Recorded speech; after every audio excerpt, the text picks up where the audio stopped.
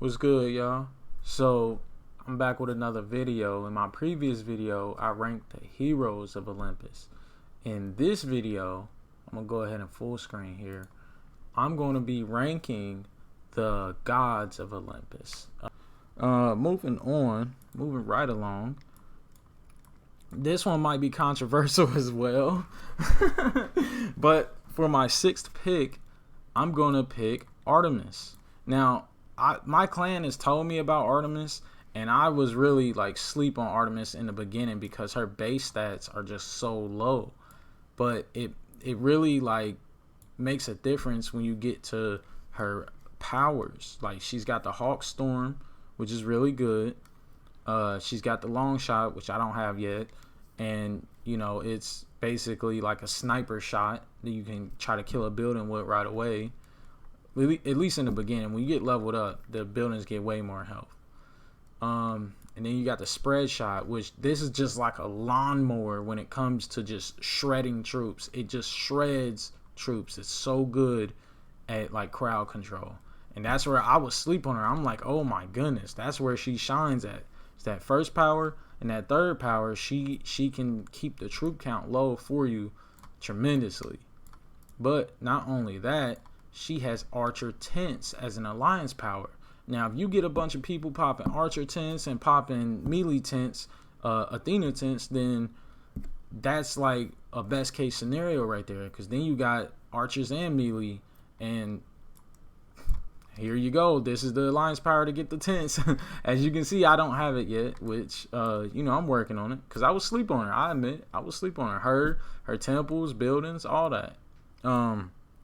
Speaking of, before I get too far off Aphrodite, she's so annoyingly good in different ways. Like, her Aphrodite houses do stuff that you just don't know, which I put that in a previous video. But I'll tell you right now, the Aphrodite houses can heal your hero. I don't know if that's a glitch or not, but that's crazy. Okay? Not just boost them, heal them like Apollo heals. But moving on. Because, like I said, I got Artemis at 6th, and she could even be higher on the list. But right now, I got her at 6th, and you're about to see why. Moving on from 6th place, we have Zeus. I put Zeus as 5th place. And with that being said, the reason being he's so low on the list and not higher, because he's got really good powers. This one shreds units. This one shreds units. This one shreds buildings. Now, I see constantly that people try to shred units with the lightning storm. This one's shredding. This is good for buildings, okay? This right here slows time. It's amazing. It's a very good third power.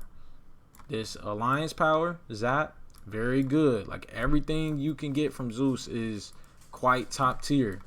But the downfall of Zeus is that he's like Ares. You have to babysit him. If you do not babysit him, he goes off and dies every single fight.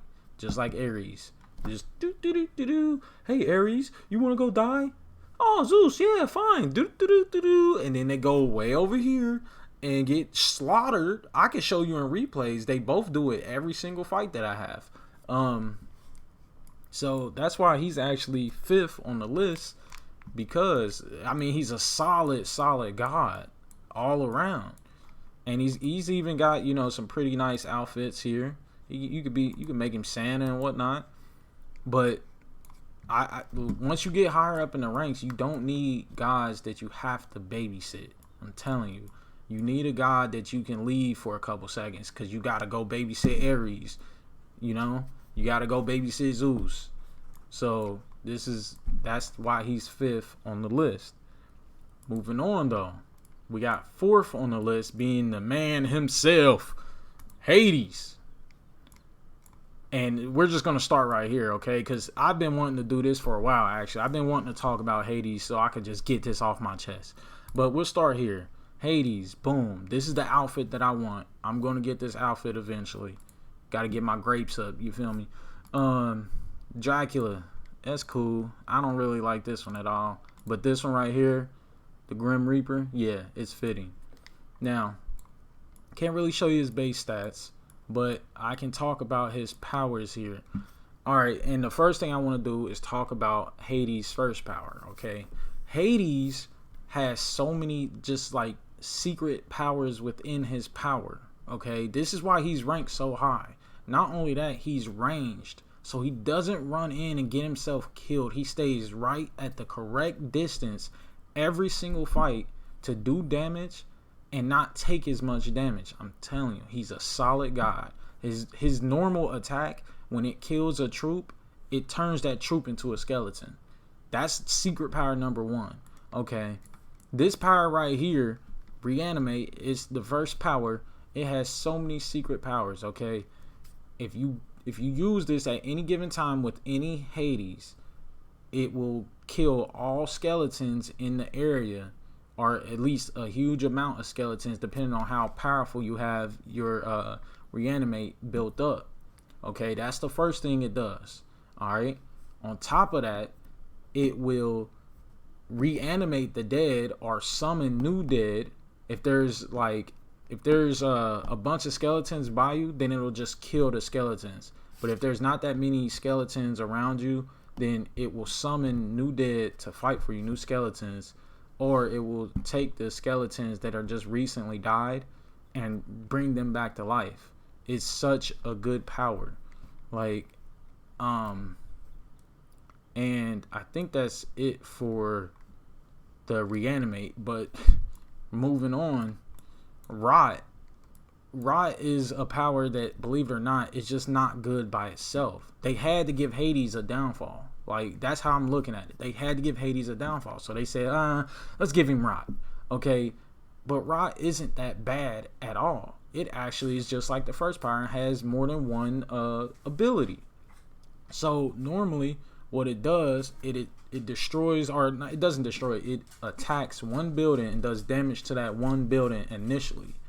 But then what it does, in the description it tells you, it spreads to all the enemy adjacent buildings, which adjacent means all the buildings that are touching that building. So the problem with this power, though, that people use it wrong, is that they don't combo it with other things. If you're trying to put that damage out on one building and spread it all to the surrounding buildings, then develop a plan, a game plan to be like, all right, I need XYZ buildings done. This is why I'm doing rot, to start off the damage, and then I could follow it up with maybe a Zeus lightning strike, his second power, or something. But that's the downfall of this power, is that if you use it by itself, it's going to literally fail you. It just literally is. Like, this is the black sheep of the Hades family, so to speak, his second power. But as you can see right here, third power, summon Cerberus. You can use this once per fight, like all third powers. It's a beefcake. It's a literal beefcake. You get to summon Cerberus, a whole nother god. You get 2 gods for the price of 1. You see, this is what I'm saying. Not Cerberus. Hades is just like that. Like, how can you not like Hades? And we ain't even got to like his alliance powers, which is skeletons, which at first glance, it's just skeletons. No, it's not just skeletons. These skeletons are immune to the Aphrodite monument. These skeletons, I use them all the time. They're immune to Aphrodite monument. They they work like normal troops, but that's one of the most clutchest things. They don't get charmed. If you use skeletons against Aphrodite and she tries to charm your skeletons, they still don't get charmed. They just die. So it's literally like another just secret meanings within the meanings of the units of Hades. And I'm not talking about environments today too much, or patron too much today, but if I was to bring monuments into it, his monument is nuts as well. And I could do that for the other guys, but this is literally why Hades is 4th. He's just more than meets the eye. That's the best way to describe Hades. Moving on from Hades, though,